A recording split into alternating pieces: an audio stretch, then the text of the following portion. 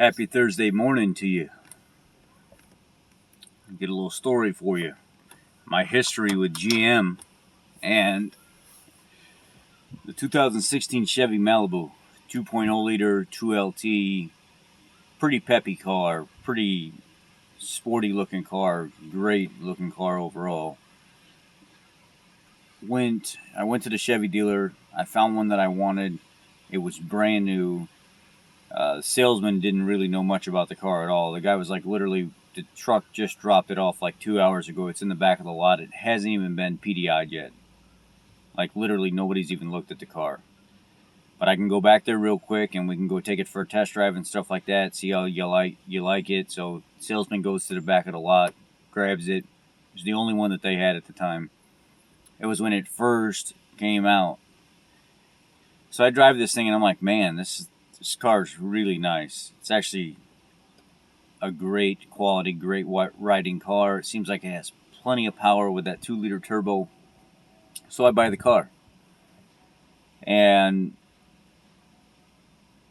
at about 3,000 miles, I'm driving down the road, and I'm just kind of trucking along. Earlier that morning, about 45 minutes before, I had ran the vehicle through the car wash.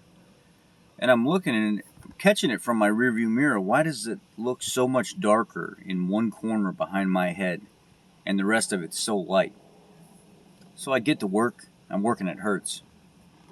I get to work. I pull up out back of the shop, and I'm a diesel fleet mechanic. But we have these Malibus and stuff. Well, after this, the Malibus started coming in because they weren't really part of a fleet yet. So I put my hand under the headliner and it's sopping wet. Just water everywhere on my hand. So where the hell is this water coming from?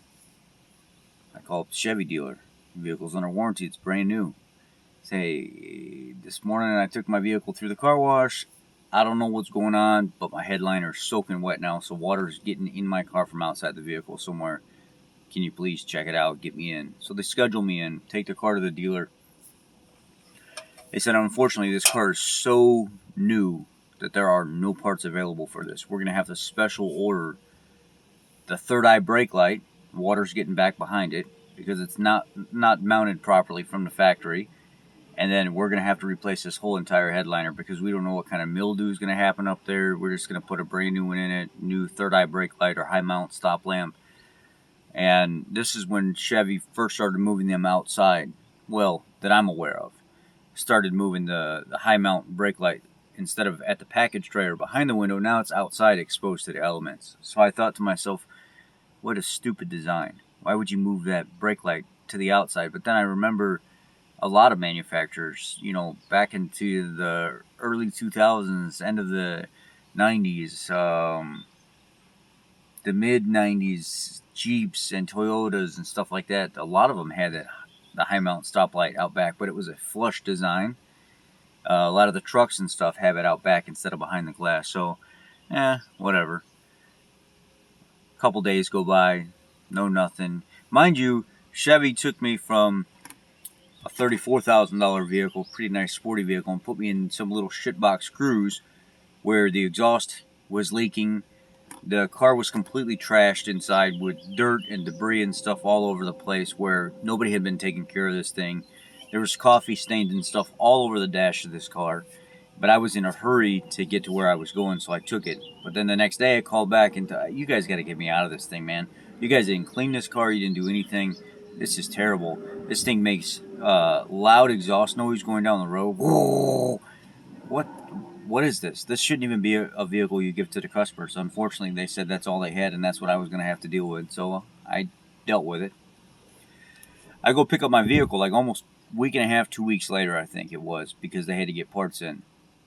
I pick up the vehicle, and everything's fine. About 9,000 miles on the vehicle, I noticed that my charger for my phone won't light the screen up anymore. After 15-20 minutes of driving, all of a sudden I'll see the battery light pop on. And I'm like, what the hell is going on here? First it was like 5 minutes, and then it was 10 minutes. Now 15 minutes into my drive, Now all of a sudden my phone starts charging then. Something's going on. So I take the car back to the dealer. Hey, I don't know what's going on with these accessory ports in this thing, but sometimes they work right away when you start it up, and then sometimes it's delayed 10, 15 minutes, 20 minutes sometimes, depending on how it wants to act up. Can you figure out what's going on? Well, they look at the car and said, unfortunately, right now, nothing's going on. It's like, okay. So I'll bring it back when it happens again. So I bring it back when it's happening. Take it to the dealer. They can't get anybody to come look at it right away. So they give me another loaner and they park it in the lot. This time they give me a little bit nicer cars, clean and stuff like that, but still put me in a little shitbox cruise. I hate those cars. Really do. So I come back like a day later, pick up the car. They said we were not able to duplicate the problem. I'm a technician. I know how it is. You can't duplicate the problem. You can't duplicate the problem. So my car's sitting out the side of the dealer where I just walk out the door and pick it up. So I go to the car and I plug my phone in. Sit down in the car. No charge. With it in the on position, I run back inside real quick. Hey, let's go. Come on. It's doing it right now. Sure enough, phone's plugged in. Not working at all. They said, well, maybe it's the car charger you have. Let me grab one that I know works in my car. So they grab their car charger, stick it in there. It will not start. All right, it won't start charging. So the technician comes out that was working on the car. Older gentleman, late 50s, early 60s, really scruffy, kind of like withered up and stuff. And the guy's pissed off. He's disgruntled. He don't want to work on the car. He's giving me all kinds of attitude, and when I'm trying to talk to him about it, yeah. Like he just doesn't want to be there that day. I get it. I sympathize. I'm a technician for a dealer, just a different manufacturer. I get it. So I dealt with it, because I know what it's like. I kept my mouth shut. I let this man that's been in the field for a long time do his thing. Well, he says, I'm just going to replace the receptacle or the socket. So he goes inside and he gets the socket for the car, replaces it, and seems to be working. I get on down the road, 5-10 minutes, stops working again. Call the dealer back up. Hey, schedule me another appointment. It's not working again. All right. Schedule me in. This time I took the liberty of looking some things up. I work for Hertz. I work for a fleet company, right? So I have access to all this information. Remember, I bought the vehicle new. We didn't really have any of those in our fleet at the time. We had a few, but not enough to say we knew what any problems were with them. So I go to work. I jump on one of the technicians in the other side of the shop because they're mainline gas techs. I'm a diesel tech. I say, can we pull up that 16 Malibu? Look at the wiring diagram. So certain techs have access to different manufacturers' information because some of them are GM, some of them are Ford, some of them are, Fiat or whatever it'll be. So I go talk to the GM tech in the shop. He pulls it up. I look up the wiring schematic and I see where the accessory ports go back to, I think it's the battery control box, or maybe it's the body control module, or it's the battery junction. I'm not sure where it went to. It's been a while. It's been years. And I see how they all tie into the same box. There's no intermittent connection in between. There's nothing. It just all goes back to the box. So when I go to the dealer, I have the wiring schematic printed out. Here you go. I've printed it out for you. It goes from the receptacle to the box, from the receptacle in the back to the box. There's no in between. There's no junctions. There's no tie-ins. There's no nothing. It goes right to the fuse box. There's a fuse. There's a relay. Maybe you need to check the actual relay. Maybe it's getting hot. Oh, no, it's a brand new vehicle. That's not it. They don't know that I'm a technician. So when I come in with this information and I'm making these suggestions or whatever, and then they're shooting me down, I'm like, guys, I'm a fucking technician. I work for Hertz, which has mechanics that work for all these dealers that have worked for GM and Ford and Honda and everything at one time, and now they're fleet mechanics in the union. These guys are pretty smart. I'm not saying they're as smart as the dealer techs because they probably don't see the volume that you do, but then again, they do. It's just like they're a dealer tech, except they're at their own facility working out of their own stalls without somebody hanging over them. They're doing the same repairs to an extent. Check the schematic. Please go through this and actually see what's going on with this thing because it's obviously not a wire issue. It seems to be more of a timed heat type thing. Sure enough, I get a call a half hour later. Hey, you can go ahead and come back. We found out that GM has put an update out on the relay that controls the accessory ports. It gets hot and it hangs up, or it hangs up and it doesn't work at all for a while. And what you experience is exactly what we see in the computer under technical service bulletins. So I go back, they put a new relay in it, never happened again. It's exactly what it was. So, 14,000 miles on the vehicle. I'm driving down the road, all of a sudden, trans service light. Well, service transmission, trans service light. I mean, what the hell's going on? This thing's got 14,000 miles on it. Take it back to the dealer. Schedule me in. A couple days later, I get a call back, come pick up your car. We had to replace the entire shifter linkage in the center of the vehicle because the wires that run next to the shifter, somehow something short out. I don't know what the whole thing is, but they had to replace the shifter assembly and everything. It was causing a bad reading to the trans control module. It was making it think there's something wrong with the vehicle, and I think it was something to do with rubbed through wires or a bad assembly design or something like that. Okay, no big deal. It was a big deal, but it wasn't a big deal, right? I get it. New cars have this. 18,000, 19,000 miles. All of a sudden, I'm noticing moisture in my trunk whenever I go pull my groceries and stuff out of the trunk. Like, why is the carpet wet back here?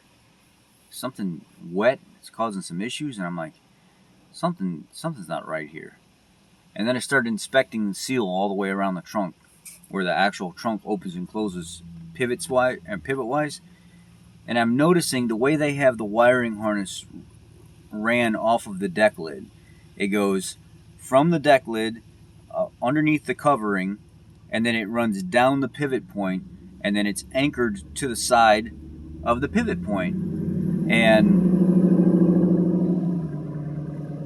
it's rubbing the weather seal. As you open and close the trunk, the whole loom rubs the weather seal as it goes up and down, up and down, up and down. I say, hey guys, I could fix this myself, or I could let you fix it. What do you want to do? This wiring harness needs to be relocated because it's rubbing a hole in the weather seam, and now I'm getting water in my trunk, and now this weather seal has to be replaced. Oh, no, bring it in because we're going to have to order the seal if that's the case and stuff. They schedule me another appointment, go back to the dealer again. They get a new seal put on it and stuff, and they take the harness and they relocate it from the side of the pivot point down to the bottom. And there's already a factory hole there. It's like maybe they just routed it wrong from the factory. That wasn't the case. They actually kept doing that for the next few years because when I was at Hertz, even on the later models, they kept doing the same thing. And I kept seeing the little nugget wear spot. Looks like a little oval egg that's rubbing. Even on the 17 model and the 18 model, they never changed it. You would have vehicles at Hertz with 10, 15,000 miles on it already starting to rub a hole through the weather seal where it seals up against the trunk lid.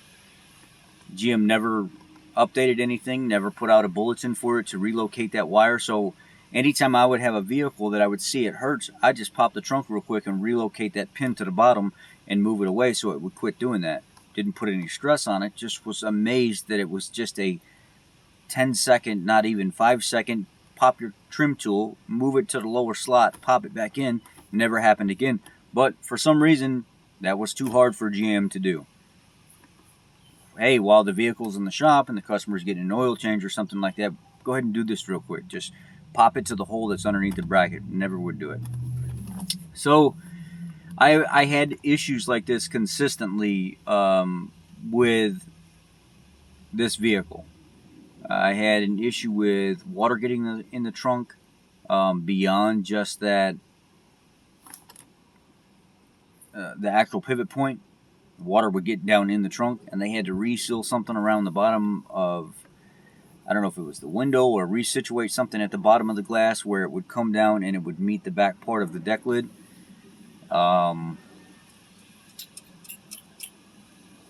I had to go in at 27,000 miles to actually have the rear brake light assembly replaced.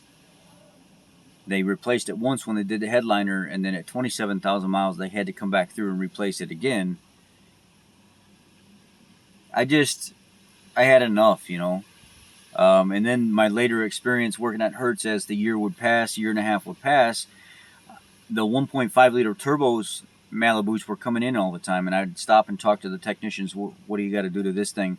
Oh, this thing's only got 10,000 miles on it, and the motor's already shot. It's got to go to GM. What are you talking about? Well, it's melting piston rings. Really? Glad I didn't get the 1.5 liter. And he said, yeah, it's a good thing you didn't, because half of our fleet is affected in some way. Like, we're having to pull them in, reprogram computers, change the oil, put a different filter number with a different batch that GM sent us and told us to reprogram the computer and put these filters and this oil in this vehicle. But a lot of them are having to go back to GM because the motors, they're just melting the top piston ring. And I was like, oh, this is crazy. I had no idea. I had bought a 2 liter, thankfully.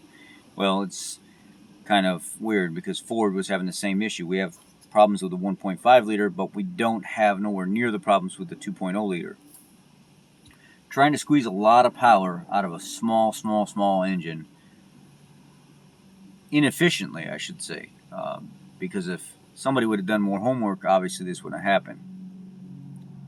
That was my horror story. I'm missing a couple things too on that Malibu, and I can't remember what they are right now. But I feel you guys, as the customer having to go back to the dealer all the time because a brand new vehicle is constantly having problems. As me, a dealer mechanic, a master tech for Ford, I've been in that spot twice. Once with a Ford, which I'll tell that story later, and once with this, one Ford I owned and one GM I owned, and then I never bought a brand new vehicle again. I refuse to. I will never purchase a brand new vehicle again. I don't like having to be in that spot where that customer's at, because then you get to actually feel their frustration, and then that's what makes me the tech that I am today. That's why I try so hard on customers' cars, because I have been there. I've literally experienced that, and I know what it feels like, and it freaking sucks. Whenever you buy something that's expensive and you know you're stuck with it, there's no way out of it, and you got to try to either get a lawyer, Better Business Bureau arbitration, lemon law type thing. I don't know. But there are gray areas there too, and fine lines you have to stay within, which I will cross in the future. But my next story I'm going to tell is on a 2015 Ford Focus. A little gas saver I bought, thinking that it was a good idea instead of driving my big pickup trucks or my Lincoln or something like that. We'll talk about that soon. Thanks, guys. Be blessed.